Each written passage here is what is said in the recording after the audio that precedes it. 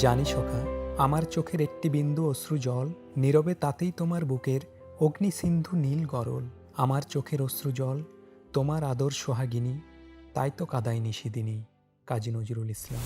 মুনতাহেনা Islamic বিশ্ববিদ্যালয়ের মেধাবী এক উচ্ছল তরুণী। তার নিজের ডিপার্টমেন্টের এক ছেলেকে প্রচণ্ড ভালোবাসে। তার বয়ফ্রেন্ডের নাম রোকন। একদিন মুনতাহেনা নিজের ঘরেই নিজেকে বন্দি করে ফেলে। তার কি যেন হয়, ঘরের সিলিং ফ্যানের সাথে নিজেকে ঝুলিয়ে দেয়। নিজের সম্ভাবনাময় জীবনের মর্মান্তিক পরিণতি।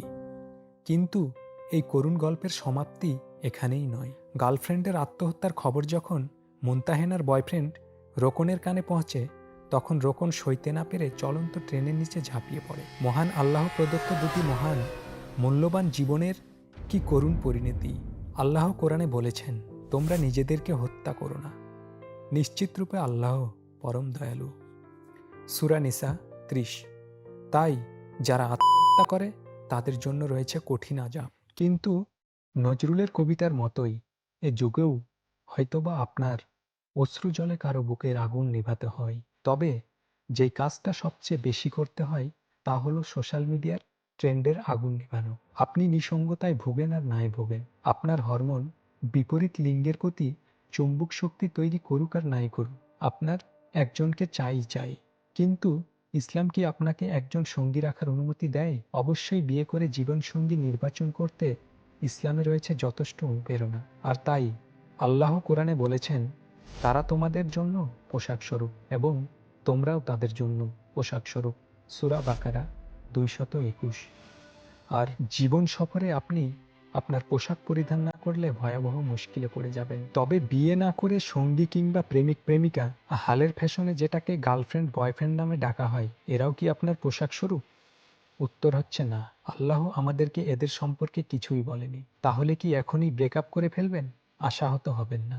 মহান আল্লাহ আপনার ভালো চান, কারণ তিনিই নারী পুরুষের মাঝে প্রেম, সহানুভূতি আর দয়া তৈরি করে দিয়েছে। ইসলামে হাল ফ্যাশনের গার্লফ্রেন্ড অথবা বয়ফ্রেন্ড এর কোনো অনুমোদন নেই, কারণ আগুন আর বরফের সম্পর্কের মতোই নারী পুরুষের মিথস্ক্রিয়া কাজ করে, আর শয়তান আপনার হরমোনকে কাজে লাগিয়ে আপনাকে জিনার দিকে নিয়ে যায়।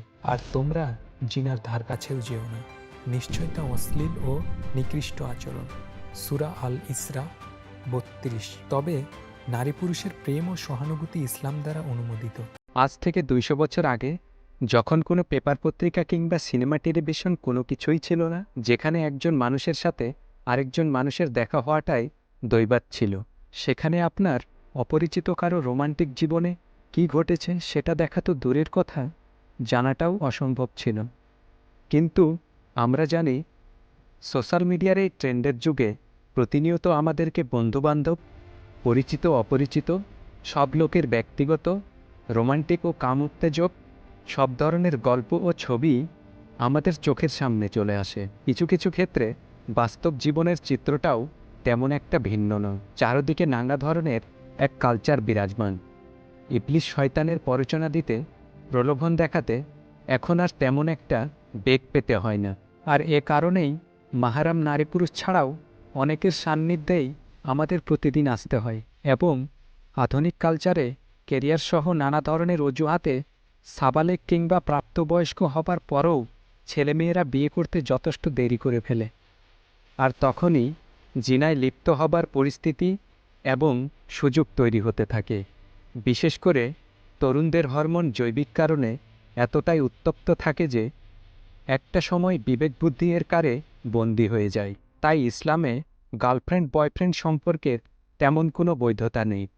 তারপরও যুগের চাহিদায় কচিমনে কাউকে পাশে পাবার রোমান্টিক খেয়াল মাথায় আসতেই পারে। এক্ষেত্রে আমাদেরকে কোনো রিলেশনশিপে যাবার আগে নিজেদের কাছে কিছু প্রশ্ন করা উচিত। একজন গার্লফ্রেন্ড কিংবা বয়ফ্রেন্ড থাকার উদ্দেশ্য কি?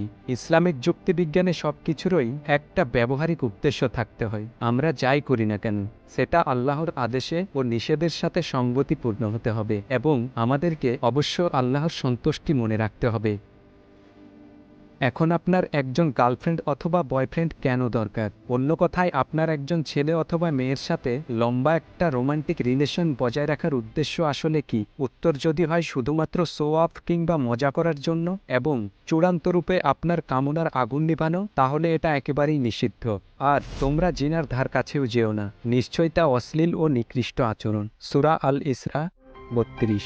তাহলে কি কাউকে ভালোবাসাও হারাম?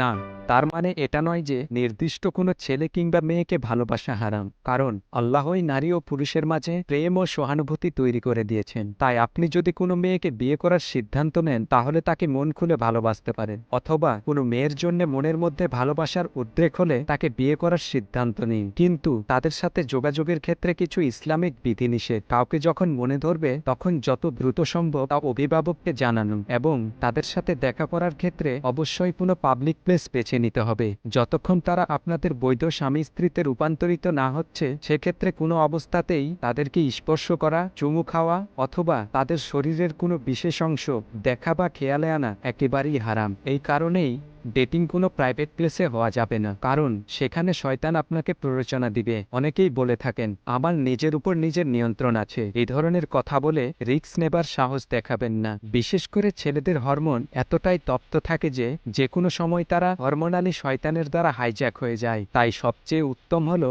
ডেটিংয়ের সময় তৃতীয় কোনো ব্যক্তিকে সাথে রাখা, আর অনলাইনে চ্যাটিংয়ের সময় নিজেদেরকে সংযত রাখা। কথাবার্তার বিষয়বস্তু যেন কখনোই কামনার দিকে ধাবিত না হয়, সে ব্যাপারে সজাগ থাকা। তবে বেশিরভাগ ইসলামিক স্কলারদের মতামত হচ্ছে বিয়ে করতে বিলম্ব না করা। আল্লাহ আপনাদের সবাইকে সুখী রাখুক। في الفلك هل لي بأن أرقى إليك لأسألك من ذا الذي أهداك أجمل صورة وحباك نورا في الفضاء وجملك يا أيها المحر المسافر في الفلك هل لي بأن أرقى إليك لأسألك من ذا الذي أهداك أجمل صورة وحباك نورا في الفضاء وجملك تزهو